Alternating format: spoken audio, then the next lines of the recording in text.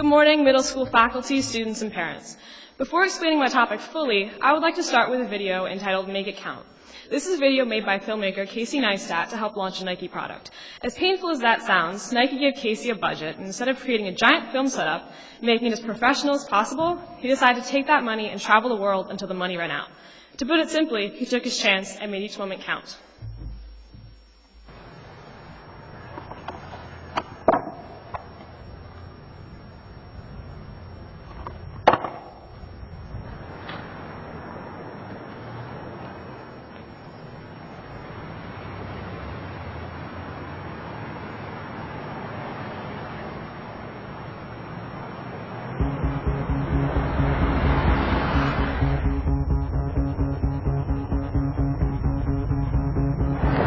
Definitely make this flight, but we're cutting it close.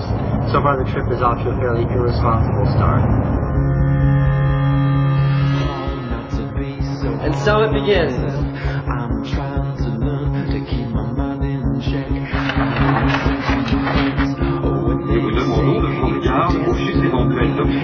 We got to Paris, 17 degrees outside.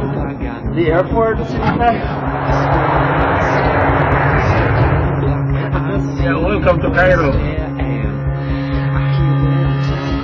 As far as I go, as far as I know, I always got a place called home. All in all, very successful. We visited Tahrir Square. We rode horses. Max almost fell off his.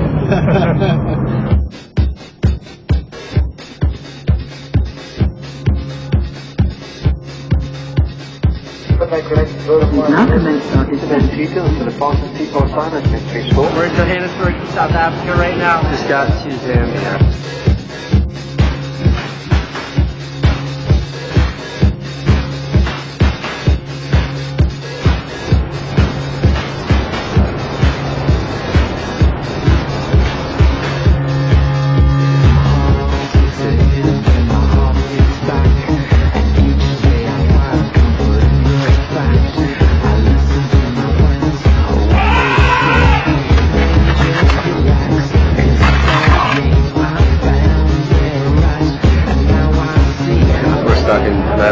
We're at the Vatican right now. We're leaving Rome and renting a car. The trouble is all of the street signs are written in squiggly lines. Back in Doha. Flight board 2 minutes ago. We're in Bangkok. We have a terrible taxi driver. H1E. What's up? We forgot to eat today and I've got the shakes. Feel bad. This is the gnarliest airplane food I've ever seen. Look at this wiener.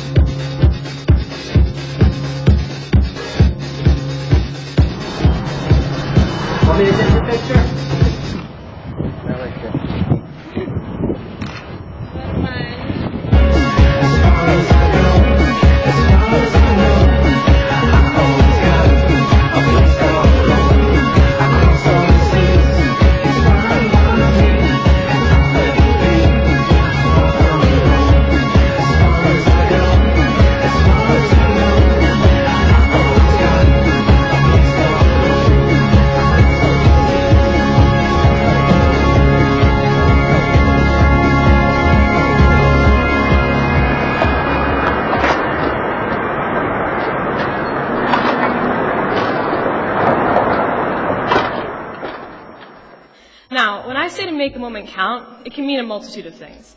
In Casey's case, he quite literally spent his time traveling to have adventures that he never thought he would. For our case, it could be that literal, or it could simply be making sure that you find a way to make everything you do exciting and make it at least feel like it was worthwhile when it's over.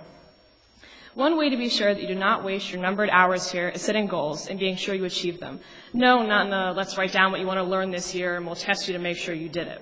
I would like all of you right now to close your eyes and picture where you see yourself in 5 years.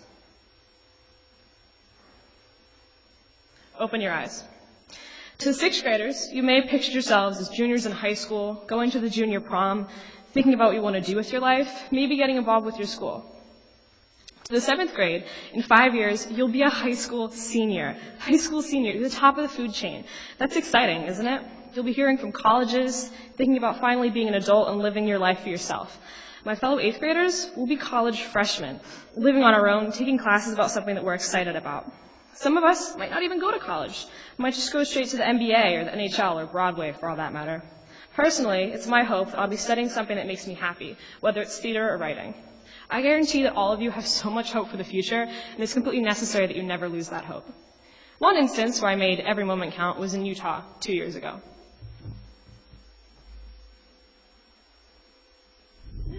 Riders ready, F1 and F2. And rider F1 and F2. Okay, slow that down and you'll be ready to go. Enjoy the ride.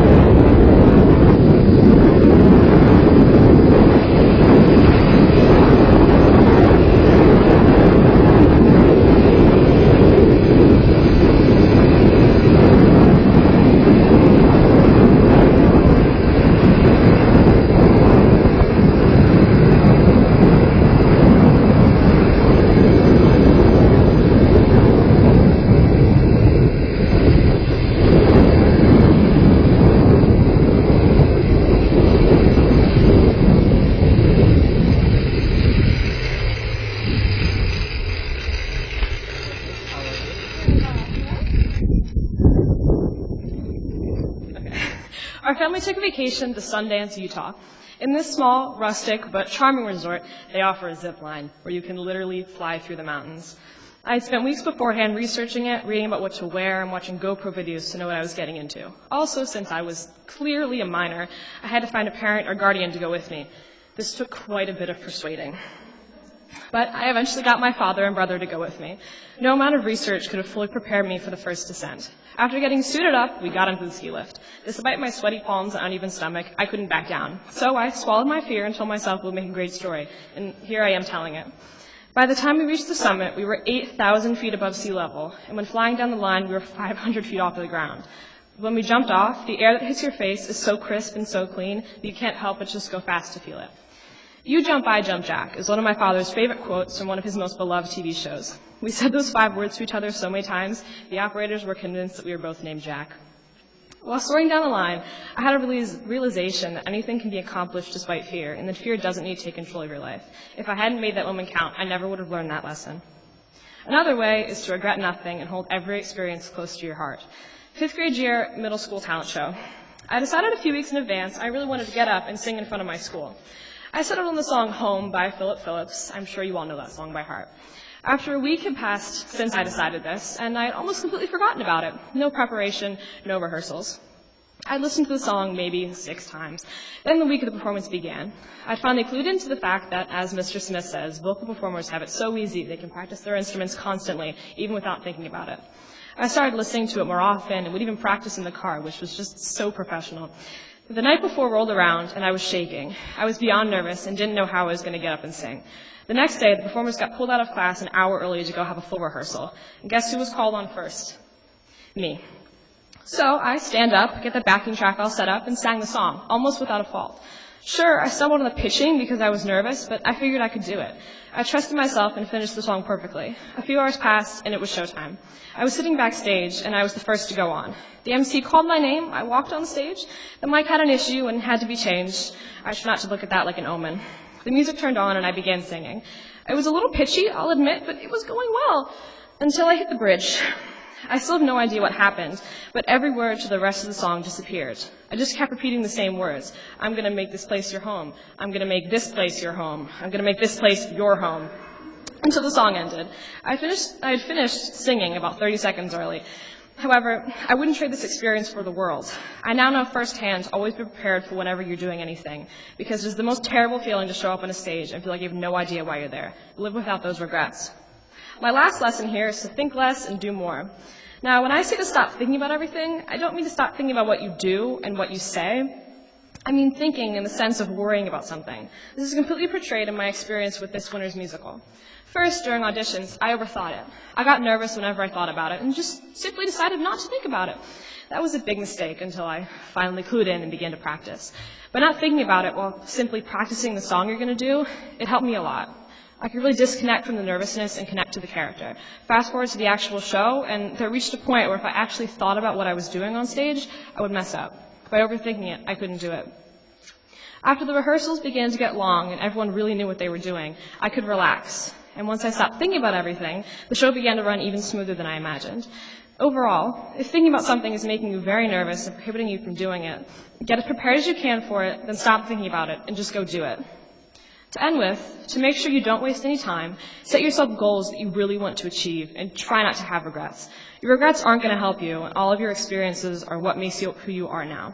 If you think less and do more, you'll obviously get more done, and you won't spend as much time sitting around worrying as you would if you thought about it a lot. Thank you.